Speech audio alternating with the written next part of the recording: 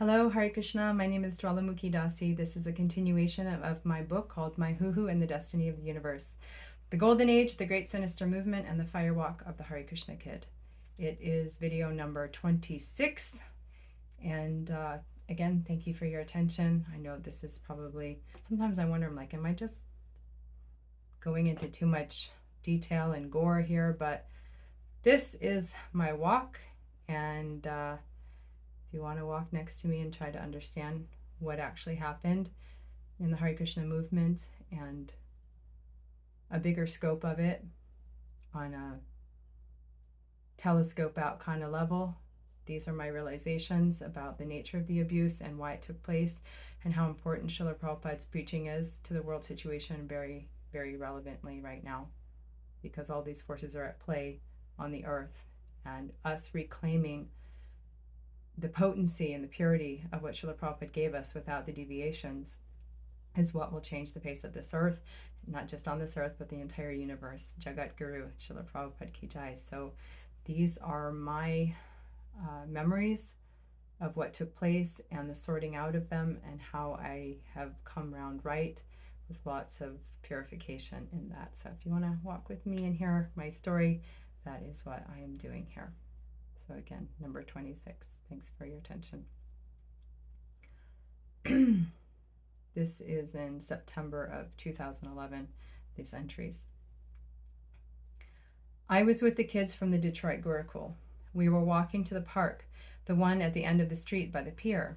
We were passing a brick home and were warned that if we told or spoke of anything, then the witch that lived in that house would get us. I think in reality it was just an empty house that they used to scare us. A relative took me to Mr. C's house nearby. I was there with Sunny, his adopted daughter. She was telling me how she wanted to run away. I was silent.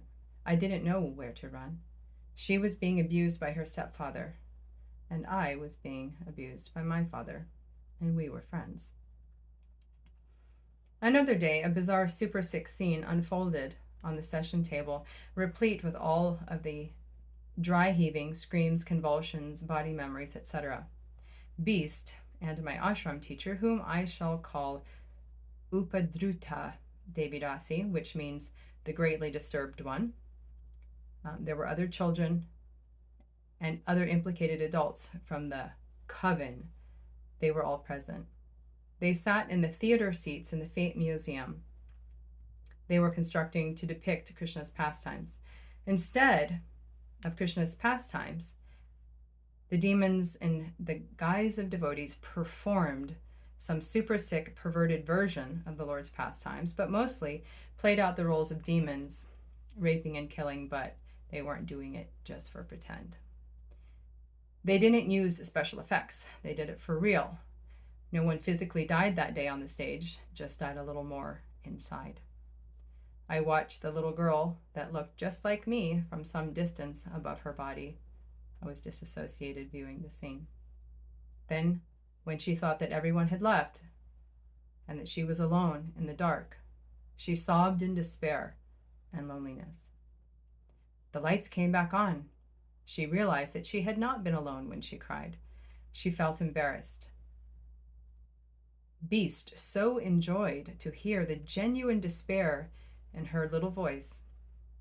He feeds on this. It is his nourishment, the pain of others. It was the best part of the drama for him. At this point, back in the present moment, I was sitting up and trying to pull the energetics out of my stomach. I was physically nauseous, with lots of fear and gasps. The children filed up on the stage to take, quote, Charnamrita. Except it wasn't Charnamrita, it was someone's semen. An even more horrifying scene unfolded on the session table, this time starring my ashram teacher, Upadruta Devidasi. I saw at first a large metal-looking thing, a scaffolding. It looked like some kind of construction. I had the impression that I was in a cave, or at least a dugout space underneath the temple building. It was to the left of the museum area. I was busying myself studying the printed info on the side of the red metal scaffolding. It was a sticker. which included a 1-800 number to the company. I shared this with Mahaprabhu, and she said it's normal when you are in a very traumatic situation to have a hyper focus on something to distract your mind from what's going on in the present moment. So that's what I was doing there. All of us Gurukul kids were in a line. Upadrutya, Devidasi, was gripping someone's mouth and lips, forcefully threatening them with something for non-compliance. Another demon was there. I'll call him, what shall I call him? We'll call him Raving. How's that? He was in his element. I did not want to see what came next. I started screaming in great fear on the session table. In my mind's eye, I saw a mostly decomposed corpse half buried in the middle of the floor. The light was some kind of utility light, very bright, but from only one side, and it hurt to look at directly. I could see all of the rotting flesh and eyeballs, and in the abdomen was a pool of dark black, reddish blood. We were, one by one, made to go forward, kneel down, and drink from it with our lips, like a dog. The purpose of this rite, or ritual, was that we were all of one coven. If one of us spoke, we were to kill that one. No one was to speak of anything, and this room served as a warning. It was to be our mass grave, they told us. They would kill us all and our families if we told. This would have been somewhere in 1982, 83-ish, so I was very young at that time. It appears that back in the day, soon after Srila Prabhupada ultimately, untimely, left his body, the hijackers were having a heyday with their gurupis. I'm calling them gurupis, like guru, whatever. Doing all kinds of, quote, power rituals, using us children as their energy source. Suck out their power and innocence for preaching and the movement, of course. We are the pure devotees, the gurus, God's representatives. We can do no wrong. They still think like that, and yes, this still goes on. And no, this is not the movement that Srila Prabhupada gave us. The organization is now run by agents of the Great Sinister Movement. It started even before Srila Prabhupada left the planet, the takeover and his poisoning, and of course afterwards they really revved up.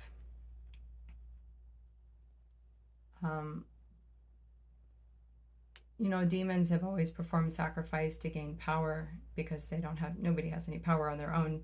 We're just little small units, and devotees get their empowerment from the source of all power, the Supreme Personality of Godhead, but demons, because they're envious of him, steal other people's power, and they have contrived all sorts of subtle art, witchcraft,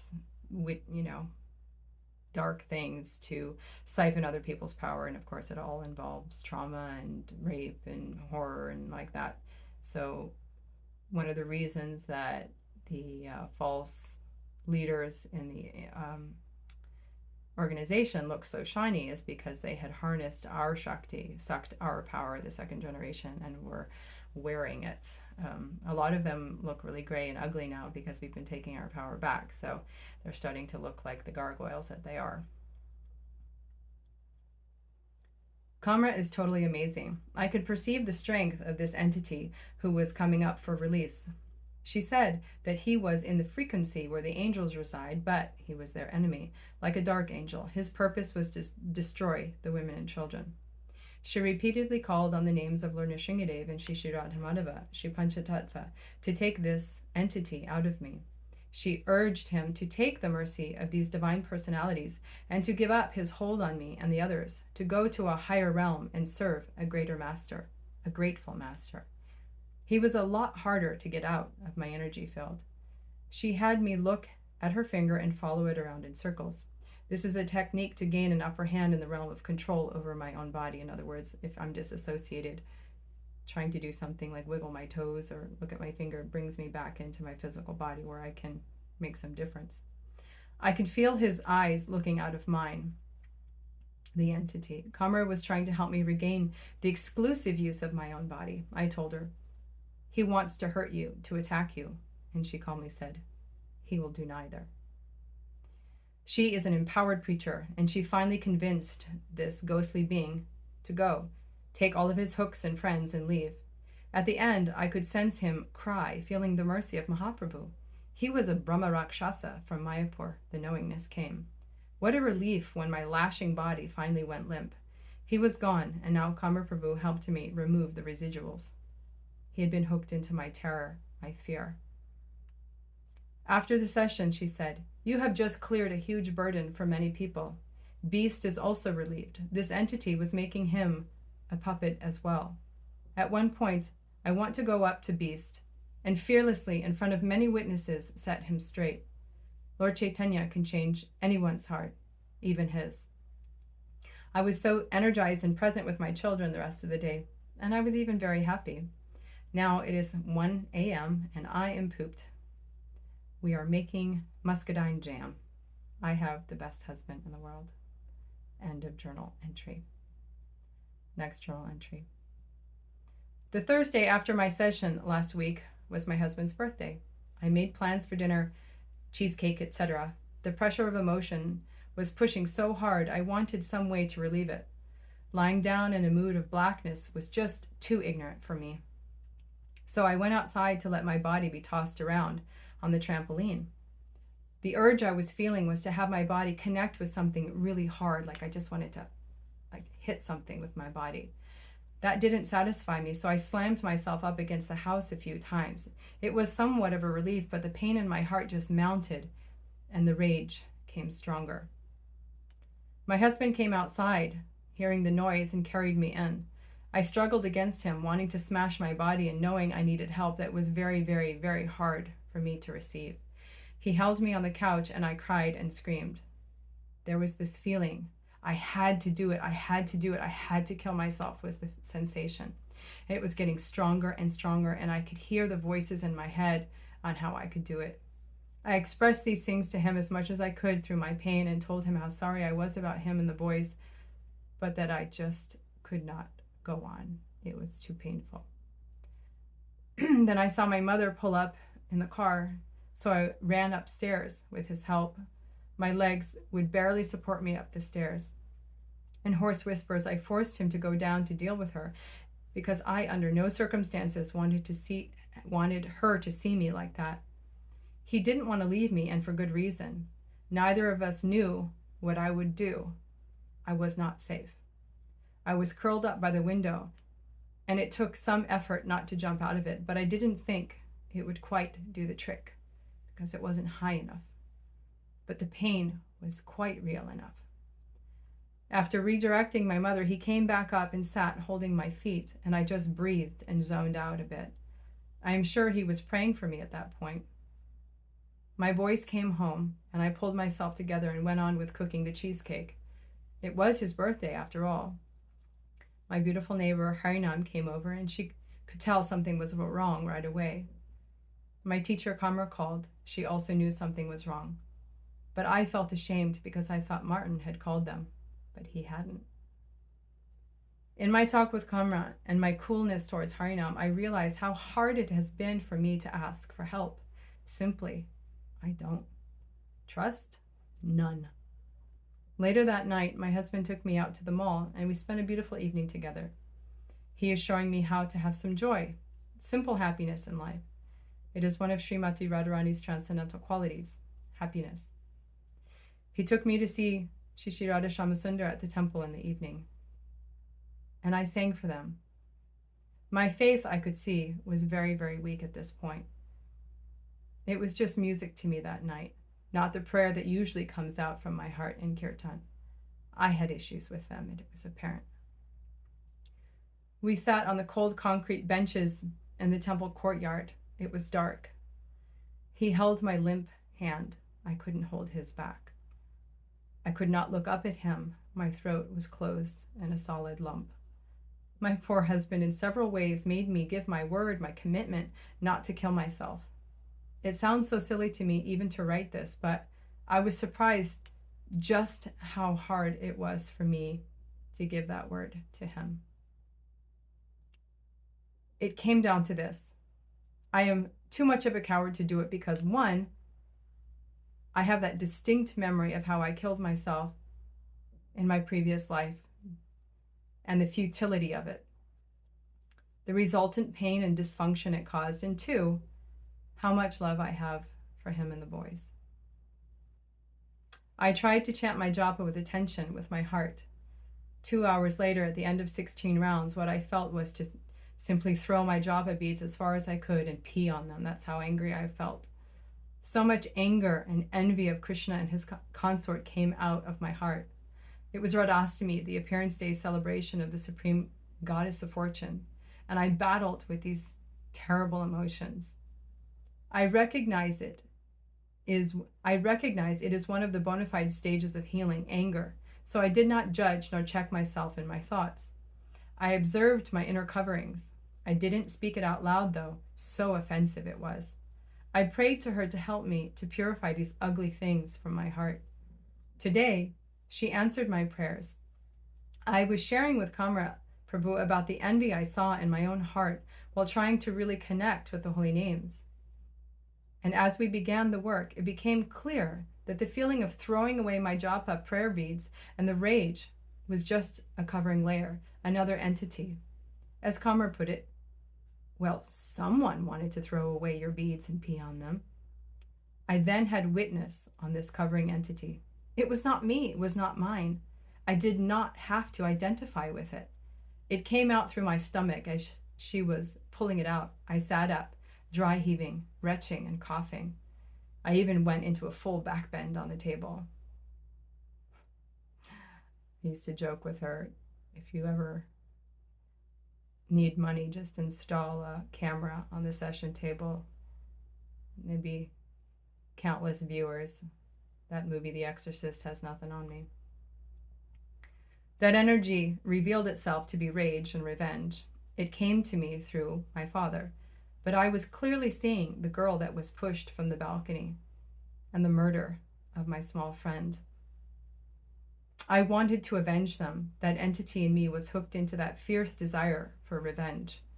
Even though the rage burned so hot, I knew in the deepest part of me that I would only be hurting myself to hold on to it.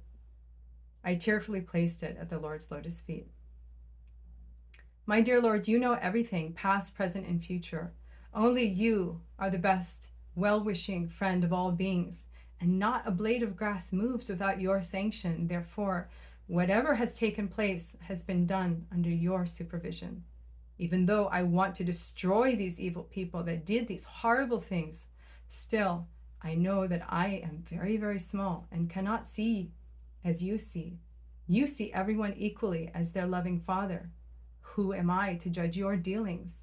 Therefore, you please remove this hatred and desire for revenge from my heart and rectify those evildoers however you see fit, for I cannot.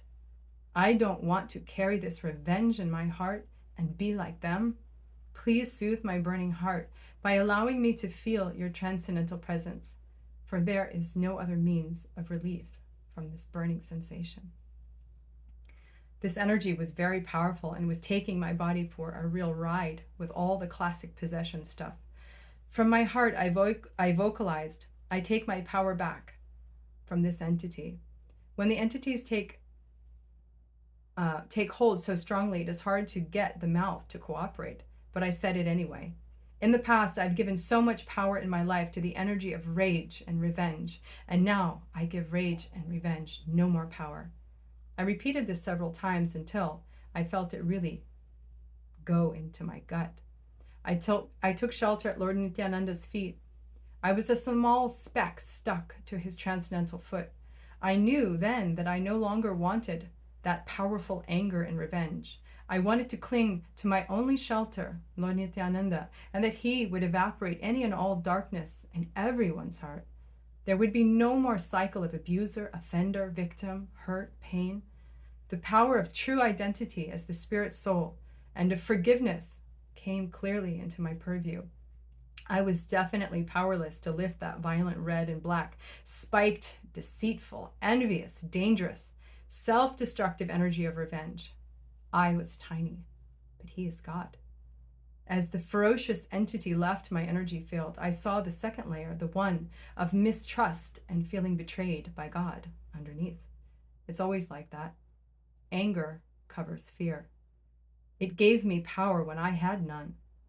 Back when I was a little girl, my determination was, I was the well-wisher, the one to fix everything, not God, not him, because after all, he just stood on the altar and smiled from his stone and wooden fashioned deity.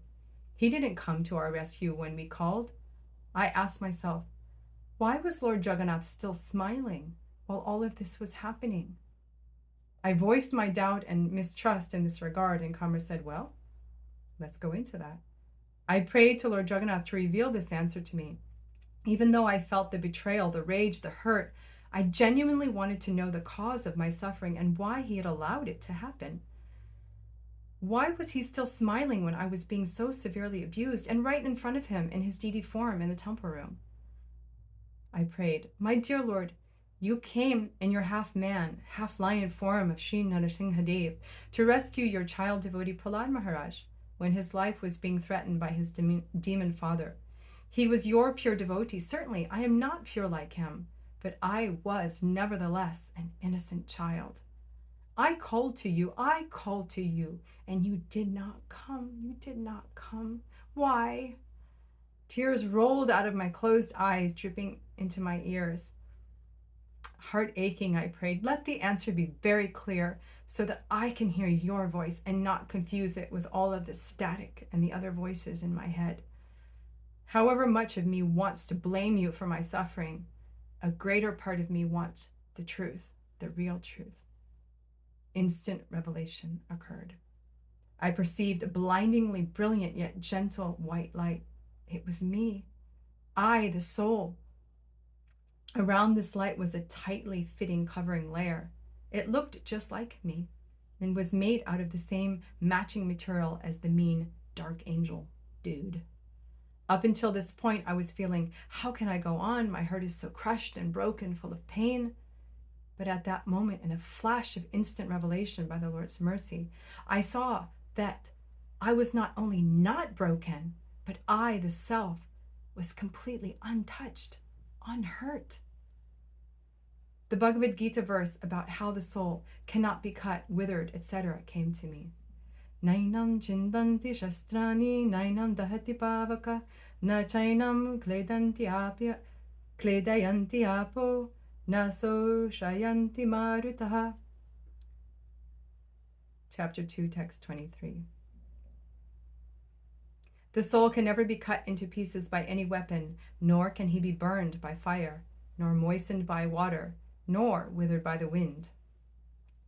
All kinds of weapons, swords, flames, rains, tornadoes, etc., are unable to kill the spirit soul, Srila Prabhupada writes in his purport. It appears that there were many kinds of weapons made of earth, water, air, fire, ether, etc., in addition to the modern weapons of fire.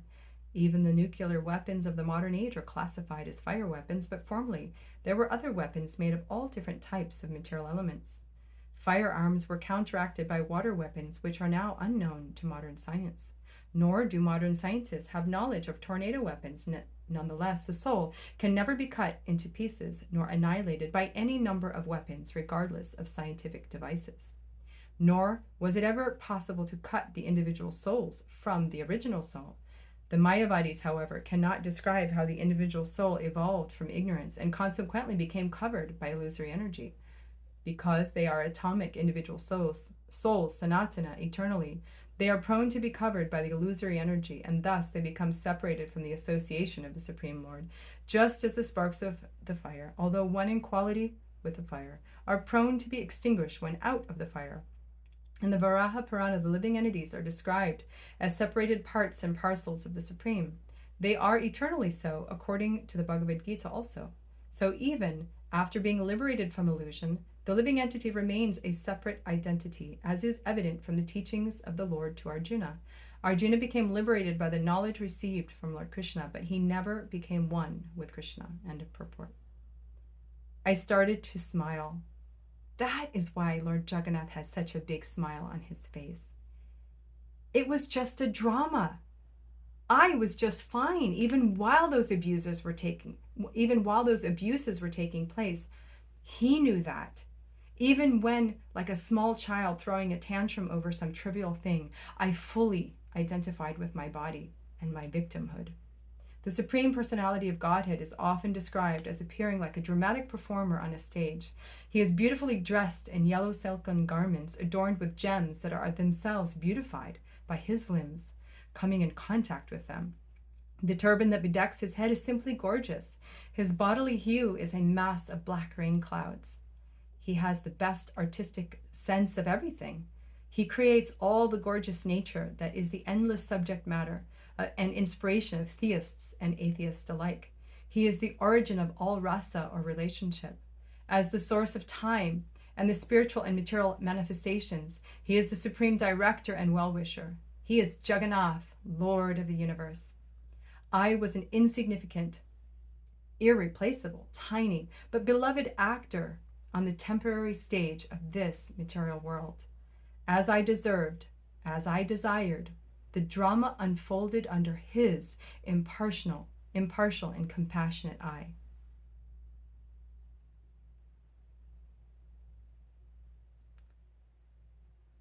I will continue in the next video as this one is getting very long.